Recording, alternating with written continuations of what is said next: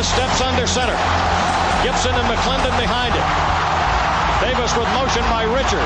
Will give the ball to McClendon. He leaps. Oh, he doesn't get in. He fumbled the football. Carolina holds. The game is over. And Carolina has won the game. Finley to throw. Over the middle, intercepted. Wolford again. Wolford the other way. At the 30, the 40. Wolford to midfield. Miles Wolford with the pick. The Heels on the doorstep of an enormous victory. Left side of the line. Hood standing to Williams' right. Williams going to throw. One-on-one. Davis has it. Touchdown. Carolina wins. Carolina is the Coastal Division champion. Bernard fields it at the 26. Heading to the far side. Gio at the 35. Gio, he's at the 50. No, he's not. Yes, he is. Gio is going to take it for a touchdown. Are you kidding me? Connor Barth for the possible win. Snap, spot, kick away, high enough, long enough. It's good! It's good! Carolina has won the game on a 42-yard field goal by freshman Connor Barth. Good gosh, dirty. This is the Heel Tough Blog Podcast. All right.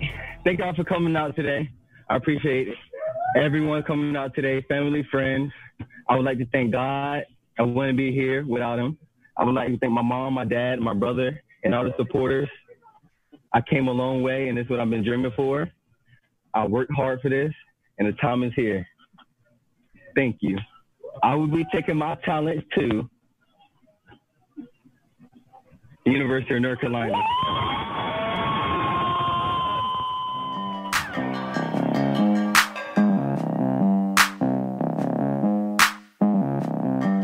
Hey guys, and welcome in to another edition of the Heel Tough Blog Podcast. It's Anthony Pagnotta and Zack Hubbard with you. And Tar Heel fans, it is time to officially celebrate. We had heard all the rumors, we had seen all the crystal ball predictions, but that's right. The Tar Heels have landed their first 5-star recruit. Saw it today since Elijah Hood back in 2014, and then of course this is the highest rated recruit that Carolina has ever landed outside of only Marvin Austin, the number 7 overall player in the country according to 24/7 Composite Sports Rankings.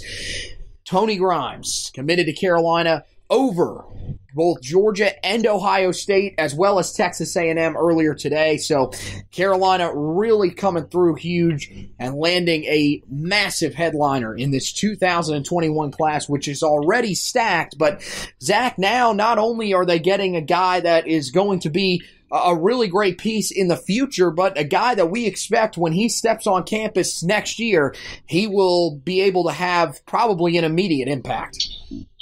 I absolutely agree, and I mean, I think you look at what he brings to the table as an athlete, as a football player, really just a really complete defensive back there, specifically at the cornerback position. Now, at his high school, he does play both cornerback and safety, but really the projection for him is a future, first-round type elite athlete at the cornerback position, one of those premier positions in college football and the NFL, just because you can put him out there, and one of his main skills is just to, establish himself as, what you'd call an island, establish himself one-on-one with a wide receiver and essentially take him out of the equation on any given play. That's the kind of ability he has. So, when you have a guy like that, a guy with that athletic pedigree, a guy with that size, a guy with the ability to play his position at that level, the second that he gets on campus as a true freshman, he's going to be in competition either for a starting spot, most likely at one of the outside corner spots, or at the very least, within the 2 deep there. So, we've talked about Tony a lot. We've talked about sort of what this means, but, when you really get down to it, this is a 5-star prospect coming to North Carolina, and it's really a program changer. We've been talking a lot about a lot of these guys, being a next step for the program. But when you get a guy like this, when you get a top 10 player, that really just stands out as compared to some of these other accomplishments that we've seen. Yeah, for sure. I mean, you look at some of the other guys that are in this class, and we've had some guys that have been highly rated. Desmond Evans last year was up there, but this one just feels a little bit different because he is a top 10 prospect. He is a guy that, as you mentioned, some people look at as a guy that's going to probably be a first-round talent somewhere down the line, barring something shocking in his development. And we'll definitely talk a little bit more about what it means for the program as a whole going forward. But when I look at Grimes, this is a guy that definitely deserves to be ranked as high as he is in a lot of these recruiting sites. I mean, he's number one on both 24/7 and Rival Sports for cornerbacks in the 2021 class, and he kind of fits what Carolina wants to do at the cornerback position going forward about as well as you could ask for, especially coming out of the high school ranks, because he thrives in man coverage situations, but he still has good enough long speed where, if he is in some of those zone coverage situations, he has the closing speed to make an impact. He can stay with receivers when they go deep. And you like his size. You like his length because he can really affect, wide receivers with just how long he actually is. And, he's a guy that has good ball skills. That's something that Carolina really values in their corners, especially with the fact that, even last year, they really didn't turn the football over as much as they probably would have liked. I think that's the one area in the secondary that you'd really like to see a little more improvement outside of something they can't really control, which is just staying healthy. But, I think that when we talk about Tony Grimes coming in and making a really early impact, normally you would say, okay, well, that makes a little bit of sense, but you got to look at this 2020 secondary that Carolina is going to have, which is probably one of the best in the ACC. Now, some of the guys are unproven, but there's definitely a lot of talent there, and they're not going to lose a lot in the offseason next year. I mean, Patrice Rene will be leaving. He's expected to play a big role this year. But really, outside of him, a lot of the other guys are going to be back. And for us to say that we believe he's going to compete and potentially win a starting job on the outside, he's going to have to navigate some really, really talented guys. Guys that are probably going to play big roles this year, like Trey Morrison, Kyler McMichael, as well as Storm Duck, Bryce Watts. I mean, these are very talented guys, but this is just how highly we think of a guy in Grimes who, as of right now, I think it sits as a guy that could potentially by the end of this cycle end up being a top 5 prospect in this class with just how good of a player he is. Now, one of the things that's very interesting with Tony Grimes is, when you look at some of the some of the rumors going around, there's a chance that he could actually end up enrolling early with everything that's going on with COVID-19. He could end up coming in as soon as August. Now, he would not be able to, of course, come in and participate unless he did reclassify to the 2020 class.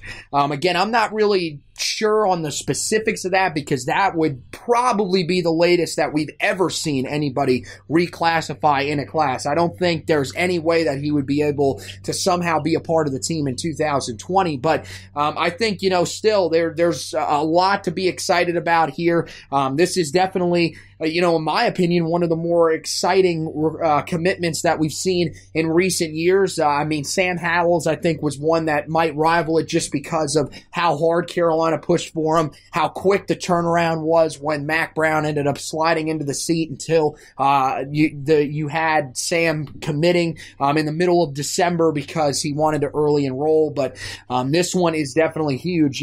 I looked at some of the comparisons, and I think that there's definitely some really good ones out there, Zach. The one that I like the most is Marlon Humphrey from Alabama, a guy that now is, of course, having a lot of success in the NFL with the Baltimore Ravens, another lanky guy that can really does a great job, really smooth hips, and is a guy that I think everybody should be excited about. Is there a comparison that you really like for Tony Grimes that you think you would love to see him turn into?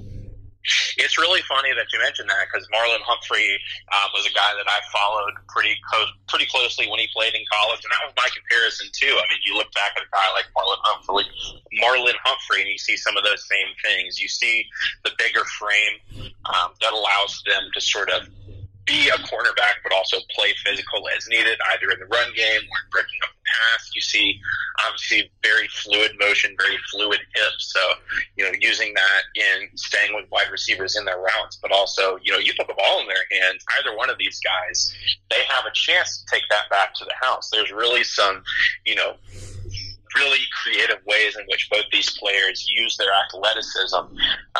So it gives you some options there, with the guy that you have. But I think that's a great comparison. I mean, just both guys that are uber athletes, that are uber competitive, and guys that really want to, develop their craft and just really enjoy getting in there. So, I think that's a great comparison. I think with both those guys, you couldn't ask for a better player to have there at one of your outside corner spots. Well, when we look back on this recruitment, I think the guy that everybody's going to point to, and rightfully so, should be Drake Maye. Look, the 757 is the area that he came from. He recruits that area very well since coming back to Chapel Hill, and he really established a great relationship with Tony Grimes from the beginning. And I think one of the things that really honestly helped this recruitment for Carolina, believe it or not, and again, we're not trying to say that, ultimately it's a good thing. Let's not get the words mixed up here.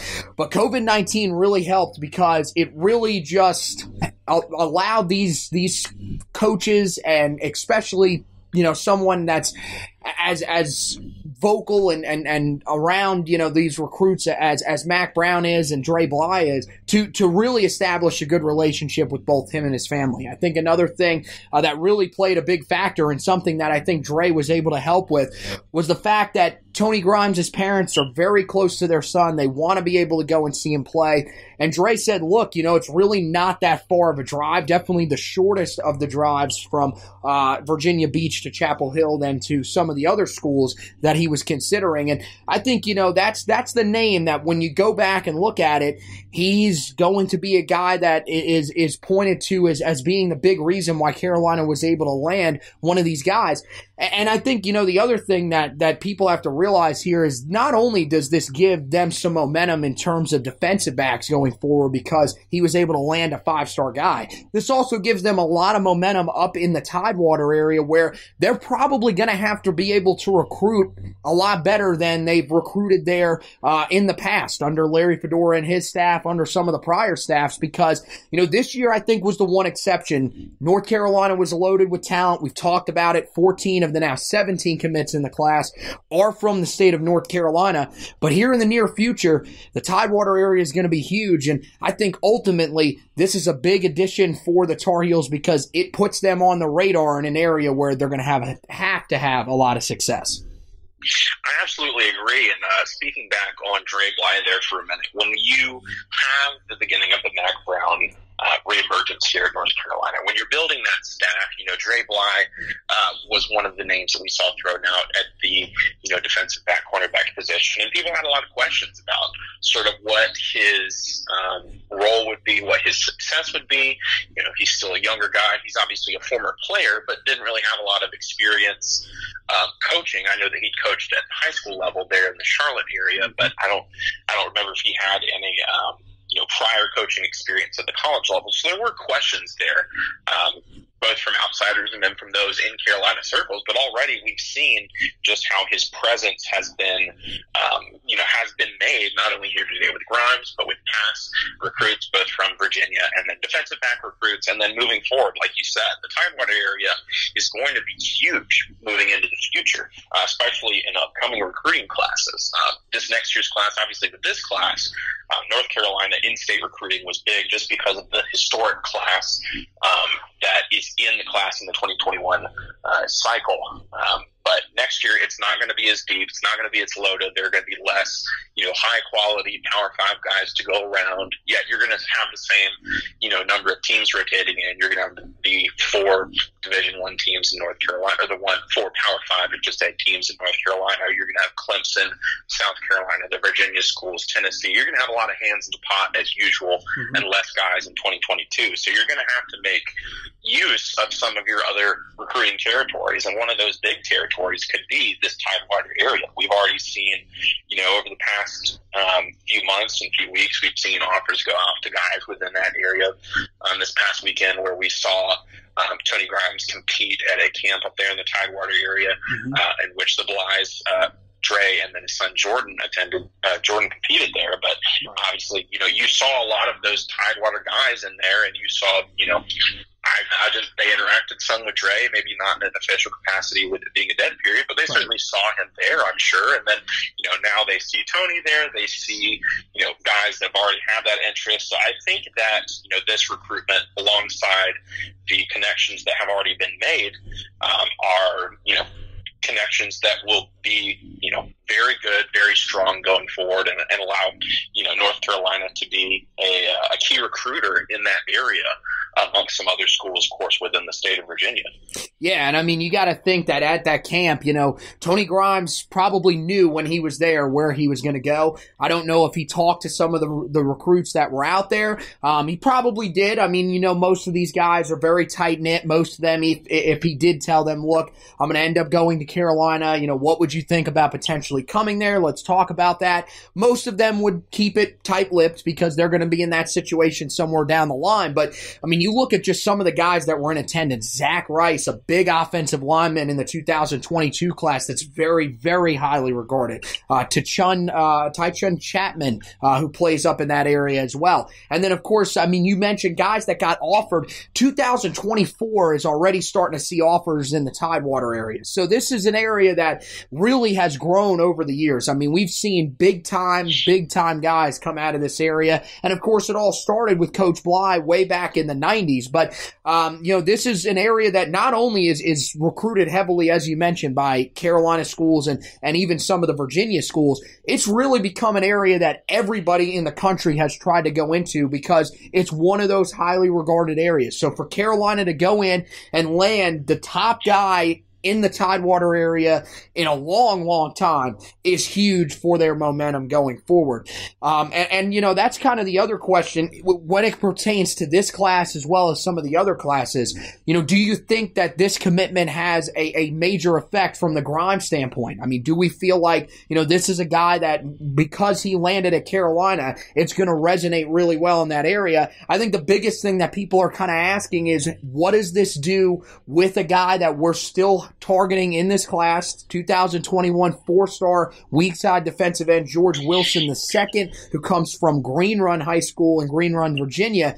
I think the biggest question that a lot of people have right now is, do you think that this is probably the thing that puts Carolina over the top? I know there's been a couple of crystal balls even here tonight since Grimes committed. I think this is a huge helper for Carolina. Is that kind of how you feel as well?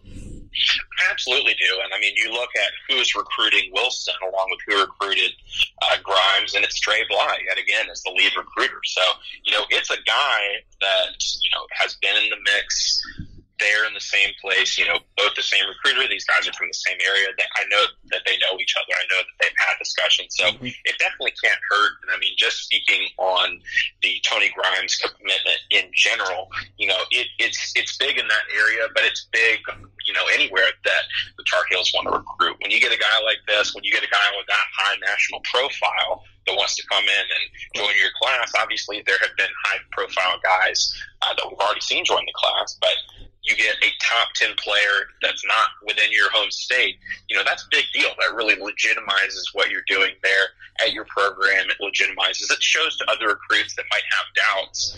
Here's this guy that has all the offers in the world. Georgia wants him badly. Ohio State's recruited him.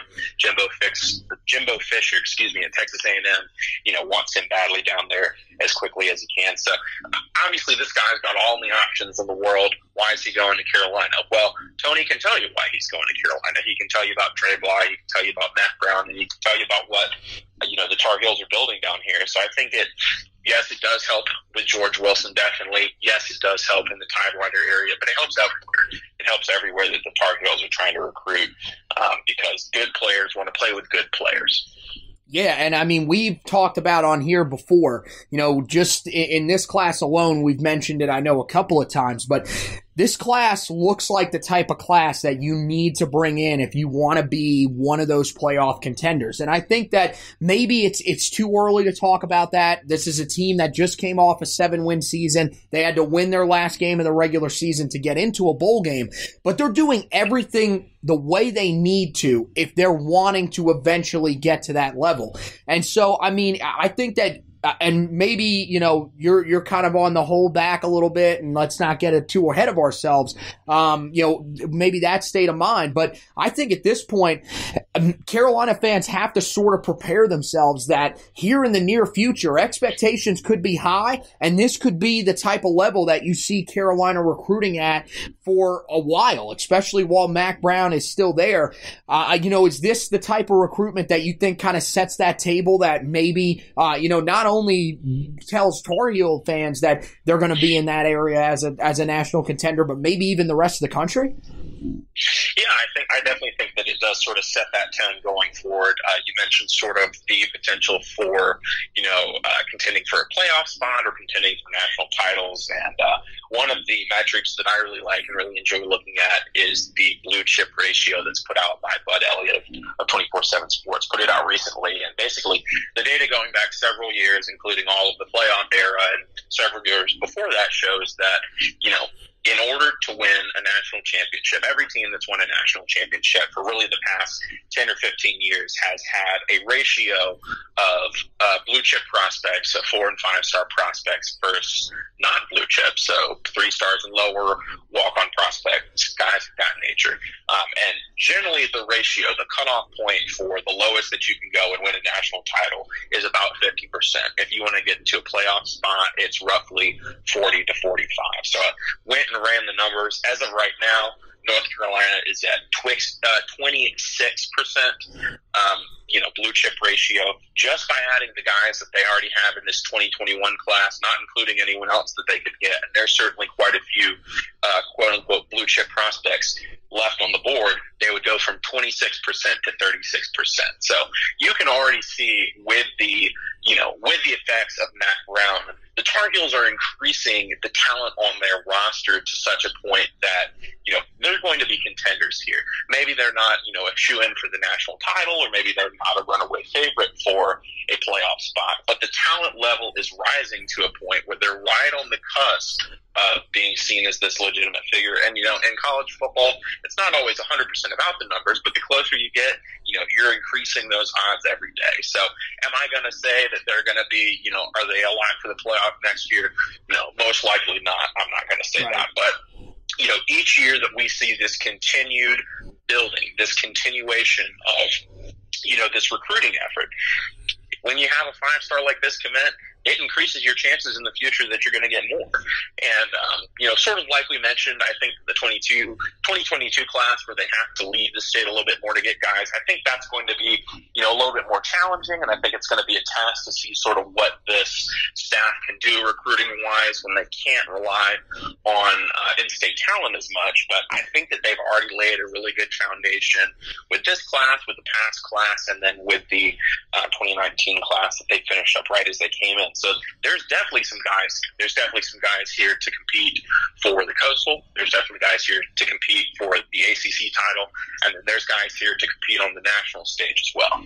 Well, what's so big about this, and you mentioned it there, is that not only in the 2022 class are you going to have to go out of state, you're going to want to go out of state and try to find some of these still highly rated 4-star, maybe even 5-star prospects. To go into the state of Virginia to get Tony Grimes is huge. This is not, he was a home state guy. Maybe he really just fell in love with the campus. Kind of the stuff that we heard with Desmond Evans when he was a 4-star. Eventually, of course, he finished out as a very high or a 5-star, and eventually finished out as a very high 4-star.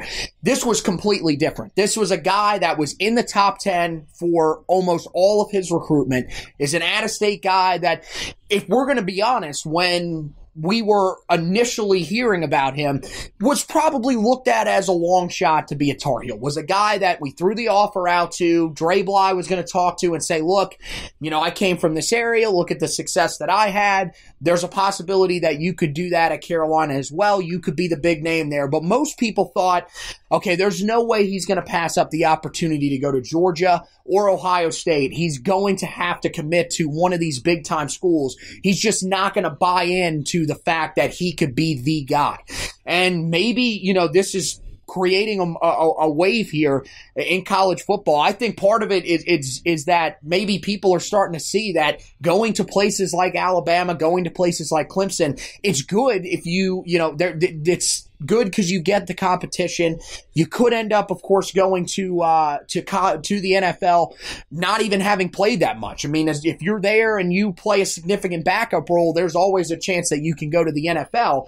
But as we've seen, there have been some really talented guys that have gone on to play at those schools and just really weren't able to make a huge role for themselves because of the amount of talent that's in front of them. So I think, this shows, and especially if he goes here and has success, that not only can you go elsewhere, Carolina is going to be one of those big places that you can go because Mack Brown can get you where you want to go. Just a couple of stats on Tony Grimes as a recruit overall. I mentioned that Elijah Hood was the last 5-star. That was on one site. That was on Rivals. When it comes to composite 5-stars, Carolina has had just 3 other composite 5-star players. Dwight Jones back in 2007. 2009, of course, Dante Page-Moss came through. And then Marvin Austin, of course, was the headliner. We talked about him a little bit earlier in the class of 2007, but Tony Grimes is the number 2 overall recruit all time for Carolina if his ranking ends up holding, which we believe that it will because according to everything that we saw, he went out and just did his thing, impressed once again at the latest camp that we saw over the weekend up in Virginia.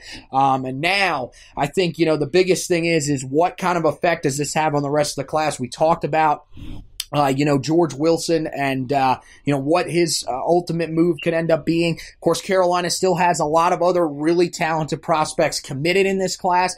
And you wonder if this does have some sort of effect on some of the other big-time targets that Carolina has. Guys like Bryson Nesbitt, who, has been considering Carolina, but has also been considering South Carolina. You wonder if this move makes him look at North Carolina as a potential national championship contender in years to come, at least college football playoff contender in years to come. And if that changes his decision in any way, it also could play in very well at the defensive tackle spot that we talked about in depth on the last podcast, where there are some guys that may have to look at this team a little differently now. Even though this was a really great class before, now you've got a 5-star guy committed in this class. You've got a guy that everybody throughout the nation is talking about, and potentially he could end up being your teammate if you commit there, and you could be part of something that's really building in Chapel Hill. So I think it gives a lot of other guys in this class something to think about. One of the guys that's probably thinking a lot about it, even while he's out in Nashville right now, is Drake Maye. Of course, he got his Elite 11 finals camp underway last night.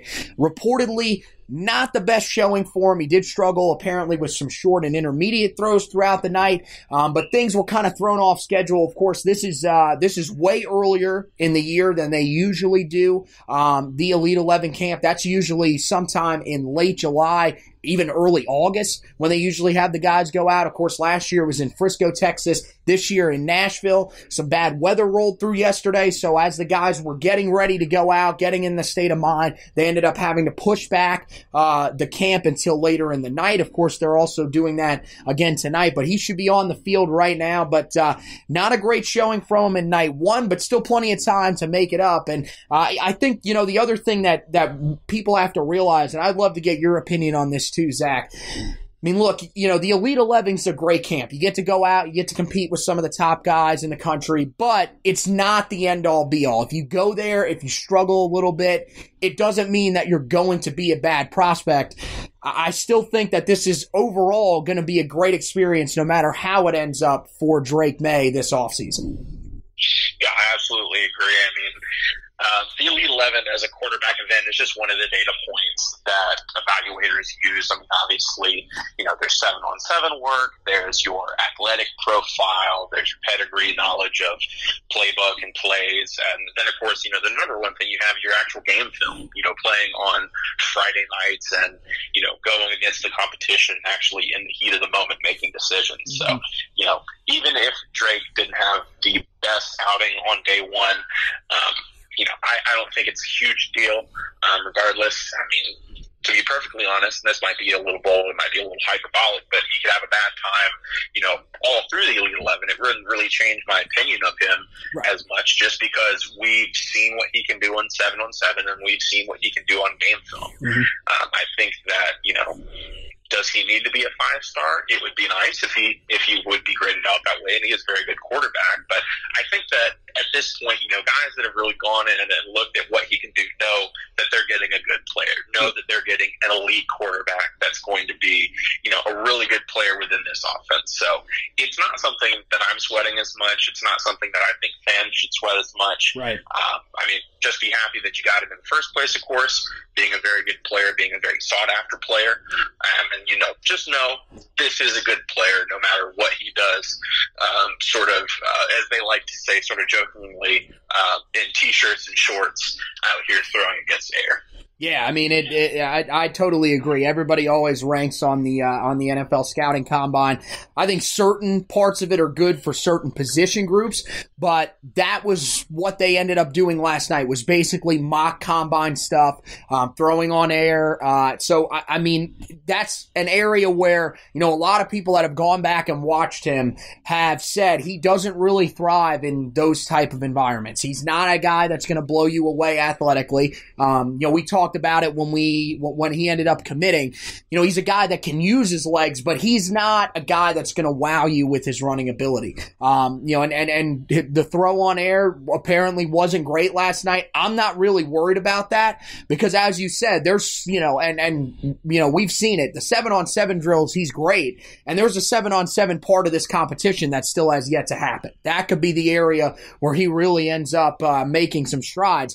I think that's the biggest thing, though, is that a lot of people were hoping when he went out there that he would end up impressing enough to become a 5-star. I'm kind of with you, though. Look, there's a reason why the Heel Tough Blog website almost broke when he ended up committing to Carolina. There's a reason that we got on there and talked for almost an hour exclusively about him in this class and why he was so big and why it was so important to bring him in, even when we had Sam Howell still scheduled to return next year. Remember, he cannot leave. So Drake Maye is not a guy that's going to come in as a true freshman and play unless there's an injury. That's pretty much how we're going to look at it. But there was still so much hype around him. There's a deserved hype around him going into his senior year. Remember, this is a guy that threw 50 touchdowns to just 2 interceptions a year ago at the high school level. I don't care what level you play at. If you throw 50 touchdowns to 2 interceptions, you're a damn good player. So I think it's something to keep an eye on. Of course, we're having you covered on the website with it, but I wouldn't read too much into his struggles on day one. He's still got 2 days to go. There's a chance that he can impress. And the other good news is there's a couple other big-name guys that were there that really didn't get off to great starts either. So it's not just him.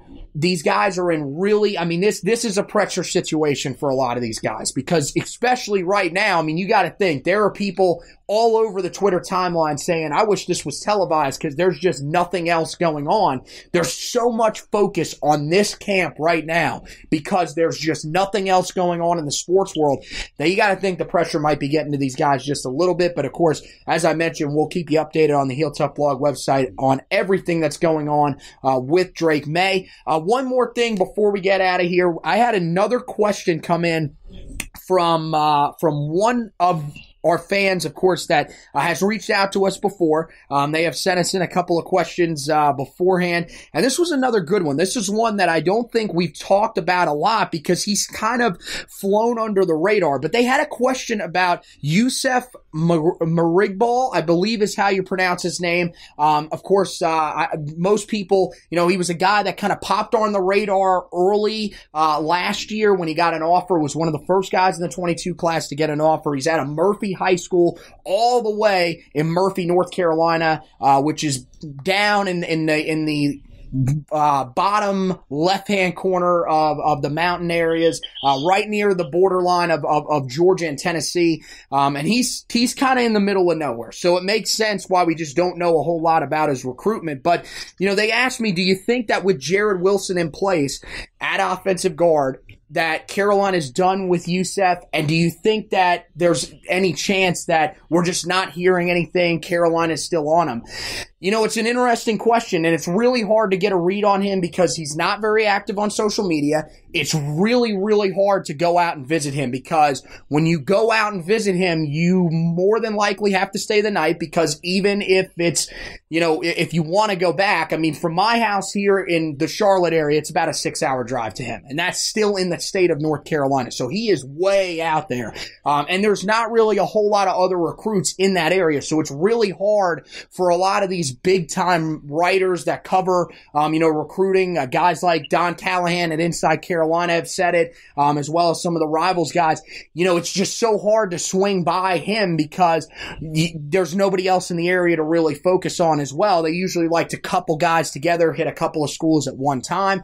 But I think at this point, look, Carolina's got Jared Wilson in this class. He's a guy that is, I think as of right now is still a composite 3-star, but is right on the borderline of becoming a 4-star.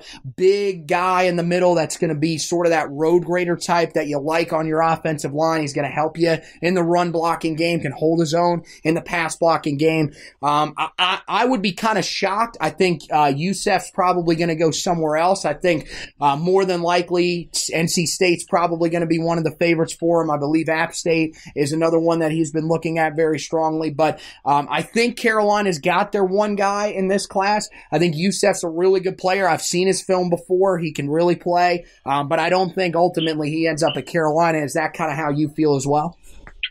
Yeah, that is how I feel. And it's kind of, as you mentioned, a combination of factors why we haven't heard about him. With Jared Wilson in the class, they've actually kind of finished their offensive line recruiting, as we've discussed before. They're not projected to lose anybody. They want to take guys if they think they're elite, but it's not really a requirement that they get Youssef. I do think that they still have a spot potentially for him or for another guy that we've discussed in Logan Taylor out of Virginia. But with Youssef in particular, like you mentioned, it's hard to get out there. Doesn't speak that much. From the little that I've heard, it pretty much matches what you've said. I believe he does have 2 brothers that are at NC State, so I think that kind of gives them at least somewhat of an inside track. Obviously, where he lives in Murphy, North Carolina, it's right near the Tennessee border. I think the Tennessee, obviously, with that advantage built in, could be a factor here. I've heard UGA thrown around a little bit, as well as South Carolina, but it's really hard to say, due to just the lack of any information, the lack of interviews by either Carolina sources or other teams, beat writers or reporters, things along those lines. So, it's not a guy I'm going to project. I'm not going to say that Carolina wouldn't necessarily be interested in taking his commitment if there was any sort of, increased communication. Anything along those lines. I think that he's a guy that could potentially have a spot, but he's not a guy, like you said, he's not a guy that I'm going to project into the class or really look at as a super serious option, at least as of right now. I would say that they would probably take Logan Taylor before they would take him. Would you agree with that statement? I would agree with that 100%. That would be my selection as well. If I had to pick between the two, I'd rather have Logan Taylor. But like I said, it's not really a situation in which, you're going to be upset either way. If you've got a spot there and you want to take another offensive lineman, both would be good choices. Yeah, no, I think you're right on that. I think, Carolina's just got a little bit of a closer relationship with Taylor. I also think that offensive tackle is a spot where you really just can never have too many guys. The guys on the interior you don't necessarily need as much because usually what will end up happening is if you've got a guy on the outside of tackle that's struggling, you can put some more weight on him, move him inside the guard. It's a lot easier to make that transition than kicking a guard out to tackle. So I think, ultimately Logan Taylor's probably the guy there. I think for Youssef, it would probably have to be one of those situations where Carolina doesn't end up filling their class like they think. Maybe, they're looking, I've heard anywhere from 20 to 22 guys in this class. Really just depends. But maybe there's a spot open. They say, you know what? He still hasn't committed. Maybe at some point, maybe we put a little bit more into his recruitment and they could slip him backdoor. But as of right now, I don't think that that's going to end up being the situation there. But still, thanks for submitting the question to us. We really appreciate that. That's Carolina fan at heels_Carolina on Twitter that sent that in. So we thank you so much, and definitely an interesting topic to talk about. But that is going to wrap it up for this edition of the Heel Tough Blog podcast. Make sure you guys go to the website, HeelToughBlog.com. We've got the Tony Grimes commitment article. Go in there, read the breakdown of Tony. There's a whole bunch of great stuff in there. As I mentioned, read about how he could end up coming in August instead of having to wait until December. That's a really interesting scenario that we are going to be keeping you up to date on. Pretty much they've said, look, if the Virginia High School League decides to cancel the season or even postpone it to the spring, they are out. They're coming to Carolina. They're going to enroll early. So make sure that you keep an eye on the website for that. Also, some other really great stuff up there. Of course, as I mentioned, we're keeping you up to date on Drake Maye with everything that's going on with him.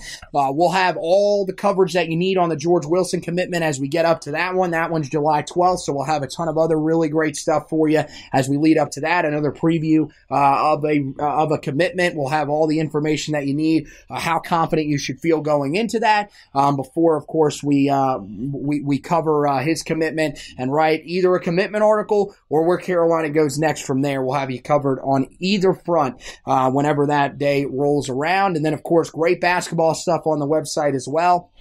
Of course, you can go back, check out the underappreciated starting five. We got some information up there about Anthony Harris and his knee injury and how he's doing recovering from it.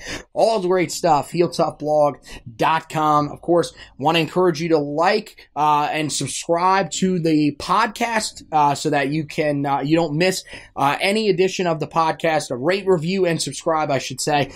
Rating and reviewing, of course, helps move us up the rankings, allows more people to find the podcast so they can listen to all the great analysis that you just heard here from both me and Zack. And of course, the other thing is if you subscribe, you won't miss any editions of the great podcast. We've still got some interviews that we did in the offseason that we are going to put out at some point when things sort of settle down a little bit on the recruiting trail. But as we lead into some of these other big recruitments as we go throughout the summer, which a lot of them seem like they're going to end up cutting it short, realizing that even if there is a college football season, they more than likely won't be able to get on campus. We'll have you covered with all that here on the Heel Tough Blog podcast. So once again, want to thank Zack for joining me tonight as my co-host. Want to thank you guys for listening. And as always, go Tar Heels!